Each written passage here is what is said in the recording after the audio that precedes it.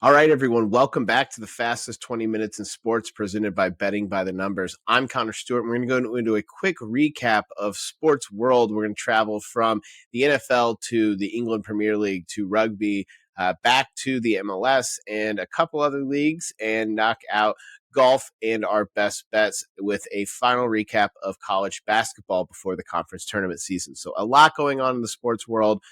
Today will be a lot of recapping what's happened over the last weekend, and then a little bit of look ahead of the rest of the week. Apologize for missing last week, with some personal reasons, some traveling. Weren't able to get some episodes out, but we are back, and we are going to get into the stories because there's a lot to get to. So if you have any questions about topics, if you want to go into something further, or if you just like the episode, give it a like, give it a comment, subscribe. We're going to keep these coming out 2 times a week.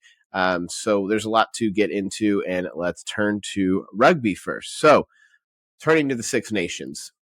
We've talked about this in the last couple episodes, but a massive weekend with 2 incredible results. 2 games that if you have YouTube access or somewhere where they show the on-demand games, at least watch the highlights. These were 2 awesome games for rugby. The first one being I don't know if you want to call it a shocker. Ireland were heavy favorites against England. However, England has looked good and had great performances over the last couple of years, but unable to string it together. They actually take down Ireland at home in a massive win that comes from a 81st minute drop goal to win the game. Actually, England was down to 14 men. They had one off for injury, so they were down a man. Drop goal counts for the 3 points. They were down 20-22. And really an insane ending and a big victory for England. While it likely does not mean that they're going to win the Six Nations this year, it still is a huge win for the future to kind of get themselves in the position, not only physically but mentally, that you can actually beat Ireland, that you can challenge for these titles and really put good performances together. So big win for England. On the other side, a massive, massive loss for Scotland. We came into the second to last week with Scotland a little bit behind Ireland, but still had a remote chance if Ireland just tripped up once. Ireland does trip up. They lose the game. And unfortunately for Scotland, they also lose a stunner to Italy. Italy, a bottom 2 team who's been putting a lot more performances together that have been, good signs for the future. However, not a team that you would expect Scotland to trip up to after they've had some big wins in the past couple of weeks. Scotland really gives up a chance for them to not only take a strong advantage going into the last weekend against Ireland, but really give themselves a chance for the title with a win. Their loss really removes any chance of that. So really devastating for Scotland, but a great win for Italy to really put together a performance. There's been a lot of, even the Netflix show talked about a lot of Italy chances, a lot of good performances that just fall short. And this time in a high-scoring game, Italy gets the job done. So where does that leave us? Top 3 right now are Ireland, England, and Scotland. Really, Ireland and England are the only 2 who have a chance to win the title on the last game. As I mentioned before, Ireland and Scotland are actually playing the last weekend. So if Ireland beats Scotland, it's over. It's done. Ireland wins the Six Nations this year. If Ireland loses to Scotland, England has a chance to win the title, but they have to do a lot in their game. They need to win. They need to get the bonus points. So it's a remote chance that England gets it done, but it's possible. But they would need Scotland, their arch rival, to get a result for them. So it'll be an interesting last week. Looks like it's probably Ireland's title. However, who knows? We could have a huge upset and England sneak away with it. So interesting to see. Bottom 4, France, Italy, and Wales. Italy and Wales looking for the wooden spoon, the last trophy or the last finisher in the Six Nations.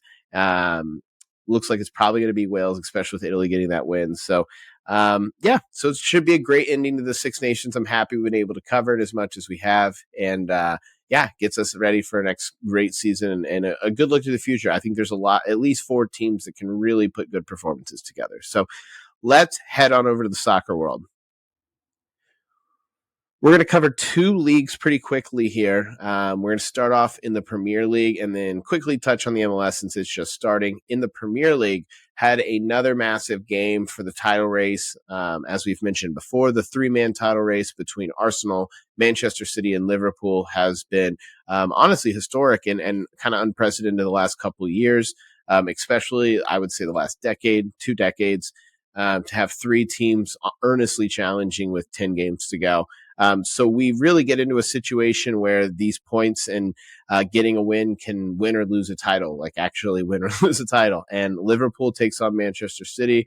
This is in Liverpool. It's the last meeting between Jurgen Klopp and Pep Guardiola, at least for now. The two managers have been managing against each other in both Germany and in England. And in England, they've had some of the best matchups and title races over the last decade. So long history of matchups between the two, and the results end up 1-1.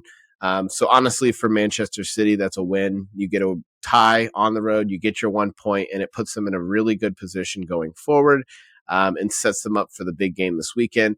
The result was weird. Manchester City gets the goal early and then comes out in the second half. I wouldn't say they were dominating in the first half, but certainly looked like the better team. Second half, you come out, a backwards pass to the Manchester City goalie leads to a really bad mistake, which actually injures Ederson, the goalie, for at least a month, which is a big deal for the title race.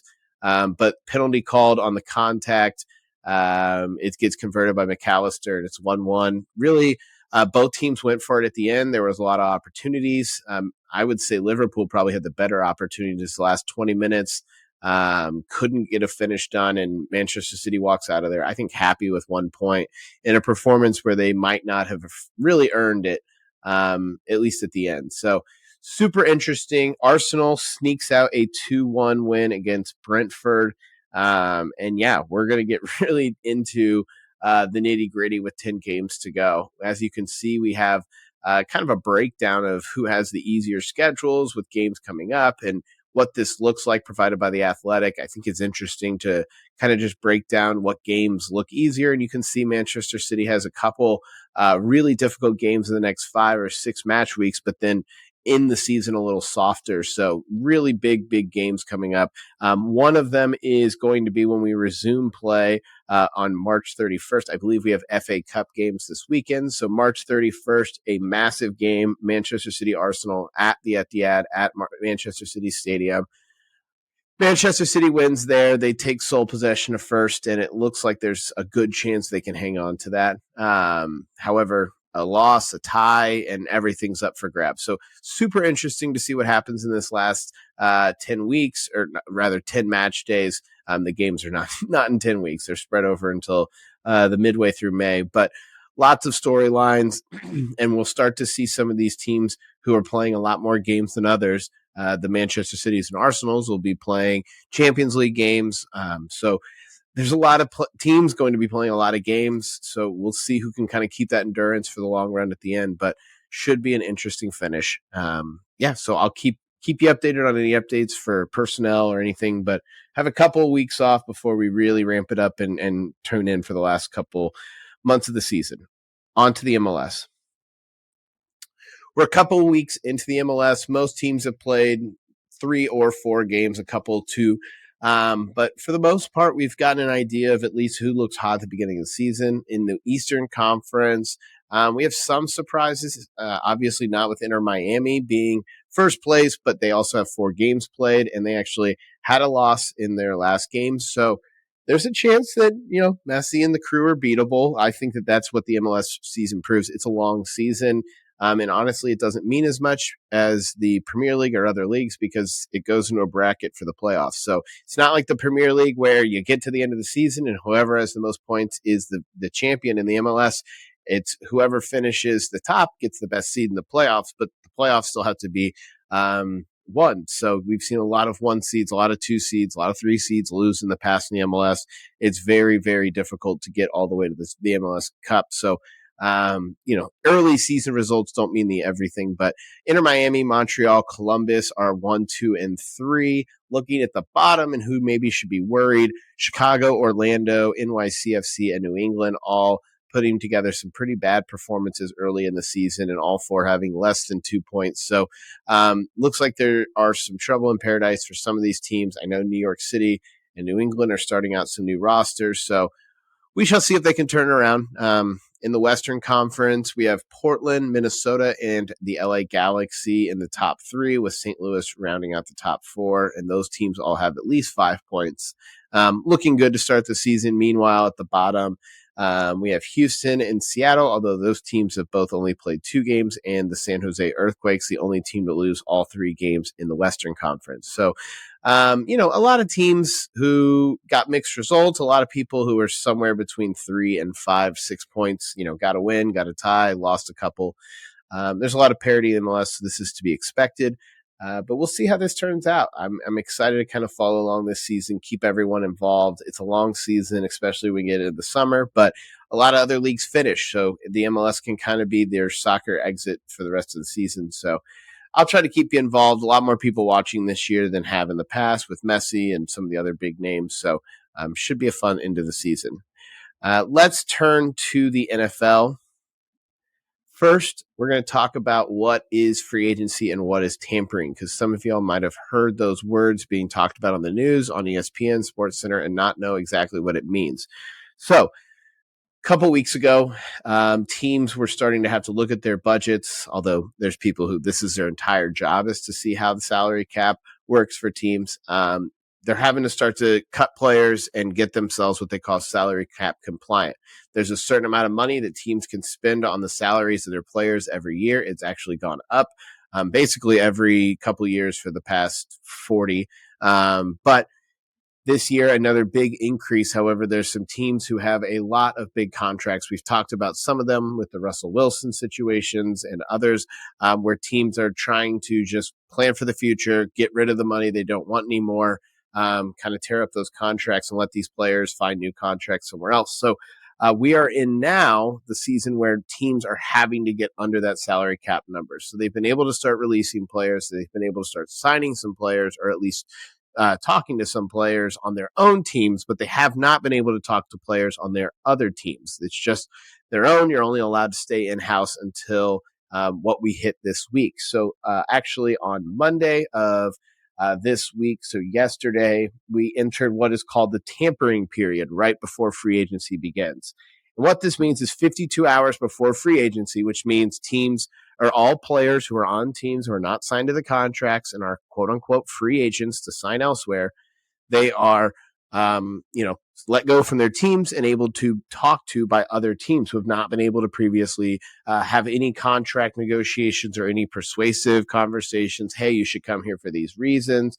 But 52 hours before free agency, we enter the tampering period where the NFL allows teams to basically communicate unbridled with all of these players to try to get them under a contract agreement before free agency begins and take away kind of the worry of the open waters, or I guess the floodgates being opened and everyone being able to sign these players. So what it also does with this tampering period is it puts a lot of these players and their GMs, these teams, it puts their feet to the fire on ongoing contract talks and says, all right, well, here's what we're hearing from other teams. We're going to get 100 million somewhere else. So if you can't beat that, then we're going to go. So it really starts to make the puzzle pieces fall in place. So the question now is really who's going where and what these teams look like going in the future. We have Russell Wilson going to the Pittsburgh Steelers on a $1.2 million contract because the Denver Broncos decided to eat up the $82 million worth of dead cap space that he has on his contract by getting rid of him early. That was in the contract language. So he's going to be getting paid $40 million, $30 million by the Denver Broncos the next 2 years. So why would a team want to pay more than $1 million just to kind of have him on the roster for his age? There's a lot of potential there. Not sure if it's going to work, but should be interesting. Another big deal. Kirk Cousins, the Minnesota Vikings former quarterback, is going to Atlanta to team up with their offensive weapons, their new head coach, see if they can get something going down there. We've seen potential, but not really any quarterback who can unlock Kyle Pitts, who can unlock Bijan Robinson and Drake London. So the weapons are there. Question is it can all mesh? Some of the other ones, the Chiefs get a huge deal done with Chris Jones to keep him around for the rest of his prime, or hopefully the rest of his career. Be huge to lock up that interior defensive line. So Packers, they cut Aaron Jones running back. However, they signed Josh Jacobs same day. Another running back, Saquon Barkley, is leaving the New York Giants and headed to the division rivals, Philadelphia. Not sure why they let them go out there. Gabe Davis is headed out of Buffalo. Thank goodness for the Chiefs fans out there who have had Gabe Davis beat him single-handedly, basically, multiple or almost beat them put together 3 touchdowns in the AFC Championship against KC. So will not miss having him in the division. Some other ones quickly. We have Tennessee signing Tony Pollard. We have a lot more that's going to be coming. Austin Eckler going to Washington. Gardner Minshew apparently might be the Raiders' solution at quarterback. Not really sure how that will work long term, but it'll be Minshew versus Aiden O'Connell to see who's the starter there. Not really worrying many of the AFC West fans. So some teams got better, some teams got worse. Miami really let a lot of their players go, and those guys got signed elsewhere, so that's going to hurt. But yeah, lots to look for going into the NFL season. Long way away. We got the draft coming up next, but just kind of a quick recap on free agency. Likely next week we'll go over once the dust is settled and people are cap compliant, who exactly is where. So let's head now to the golf, and specifically we'll start with the PGA Tour. PGA Tour getting ready for the Masters actually has the Players Championship coming up this weekend, the unofficial major down at TPC Sawgrass. But Scotty Scheffler over the weekend dominated the Arnold Palmer Invitational and actually finally puts together at least a proficient putting performance that gets him into the winner's column again. He now has a win in all of his wins. His 7 wins have been in significant, or what do they call those? Significant events for the PGA Tour. So, he wins when the lights are brightest. However, he really, really should have won probably at least 20 tournaments by now if his putting could just be at least better than mediocre. He's starting to put it together. So we'll see if he can keep this going into the major season. It'd be nice to see him repeat his performance in the 22 Masters where he just dominated the field. There's a chance for that. But there's, a lot of good golfers who have kind of yet to put on a good performance. Something to look at as we compare the PGA Tour and LIV, because it's going to happen that players are leaving the PGA Tour to go to LIV. And honestly, the performances by some of the kind of supporting cast, there haven't been a lot of great leaderboards going into Sunday where it's a lot of people know and want to watch. So we'll see what happens there. But we will look at the LIV Tour, which actually had another great weekend. We had Abraham Answer beating out Cam Smith and Paul Casey in a playoff. Stayed up and watched this one late. It was a really good round. Answer had a large lead, kind of gives it up as Smith, Koepka, and Paul Casey were pushing up on him to see if they could get that lead down. Ultimately, Answer survives, makes it to the playoff, and hits an awesome second shot, pits it close while the other two really weren't close. Hits his putt and wins the tournament. So a little bit of a break. They come back to, I believe, Singapore for their last Asian tour for the LIV, and then head back into the Western Hemisphere. So should be super interesting to see how that season goes. On the team side, I don't really follow it much. If you want to, let me know. But good stuff from LIV, PGA, getting there. And we'll see once we get into the major seasons, how these LIV players do when they come back to the PGA Tour, because they've done well in the past. So let's head now to college basketball. Got a big weekend ahead in college basketball. All of our conference tournaments are getting started really today or tomorrow. A couple for people to be looking at who may not watch a lot of college basketball. First, the Big 12 is going to be a really fun. I don't know if all these teams are going to be, Sweet 16 teams, but there's a lot of great teams. I mean, you have Kansas as, I believe, a 6th seed in this tournament. So teams have really started to rise in the Big 12, and you have some fun additions like Houston, like UCF in the past couple of years that have made this tournament even more fun. So lots to watch there. Big East is always a slaughter. There's just so many good teams, or at least teams that can remain competitive. You have your Seton Halls, who are, the last 4 getting in without having to play in the last 4 in, and they could beat anybody on these rosters. So it's super interesting in the Big East. I always love watching those games as we get into the tournament season. It's just kind of one of those that has been nostalgic, and it's just really fun to watch. So if you have some tournament time, Big 12, Big East, and also the Big 10, it's not in Chicago, in Minneapolis this year. But should be a really great tournament again. We'll see if Purdue can keep up their great form and actually, take home a title there and get themselves ready for the bracket. So looking forward to the bracketology and kind of what you should be looking for in this last weekend. Your 1 seeds, if you can see any upsets there, I would be surprised. You have Purdue, UConn, Houston, and Tennessee. I don't even know if these teams necessarily need to win their conference tournaments to get the 1 seeds. They've all performed well throughout the season, but those are, your big names going into it. Finally, on the bubble, some of the teams Joe Lunardi's looking at: TCU, Mississippi State, Virginia. Those teams are in a good position. Just get your win in the first round. Put yourself firmly into the tournament and not have to worry about it. And then there's a lot of teams, you have your big conferences, your Pac-12s, your Big Tens, your ACCs. These are just teams you need to win your first round. You need to win. Syracuse needs to win. Providence, Virginia Tech, Kansas State. If you guys can win, you give yourselves a possibility of getting in or cementing yourselves in. So, these conference tournaments don't mean everything. The committee doesn't take them as gospel, as, these are the best teams based on this one weekend, but should be interesting and set up a awesome selection Sunday. So we will get through Thursday and preview kind of where we're at in those brackets once we get an idea of who will be competing in the last couple rounds. And we'll look at updated bracketology, and finally we'll get ready for that selection Sunday. And we might even do a quick episode on Sunday night or Monday, just recapping who's where. So bracket time should be fun. Get them ready. And let's turn now. This is a great intro into our best bets, which are actually 3 college basketball games for today, March 12th. First pick, UCF Golden Knights, -4.5 versus Oklahoma State in the first round of the Big 12 tournament.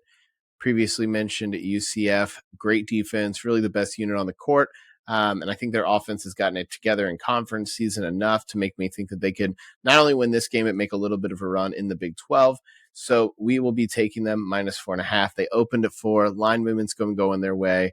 I'm sure it might move a little bit more before tip-off. We'll see if it gets to 5. But low enough number that free throws should be able to get us across the line if it's a close game, and feel good there. So the next one we will be going to is Milwaukee +3.5 versus Oakland. Milwaukee is putting together an awesome performance. They've won 3 games in a row in the conference tournament to put themselves into this game. They're +3.5 after opening at +4.5. And honestly, it's the same kind of story as above with UCF. Enough defense to get it done. Their offensive rebounding is great.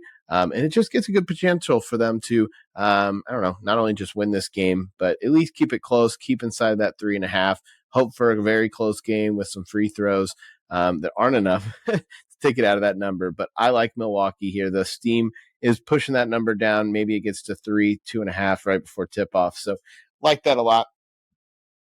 And our last game is going to be Notre Dame -1.5.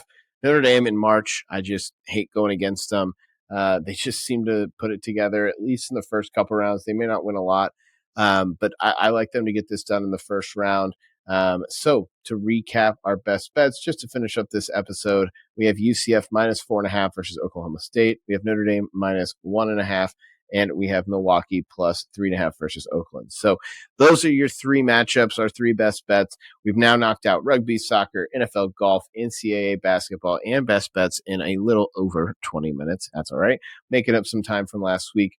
If you have any questions, have any more thoughts, what you want to listen or talk about going forward, we're going to get through some of these big seasons and then have a little bit of a lull once we get into June, July, August with baseball and soccer in the MLS and not much else. So we'll have plenty to talk about. NFL, we'll be able to get into a lot deeper, and we'll be able to knock out the bracket talk next week. So thank you for following. Like, subscribe, leave any comments, and I look forward to talking to you all Thursday. Thank you.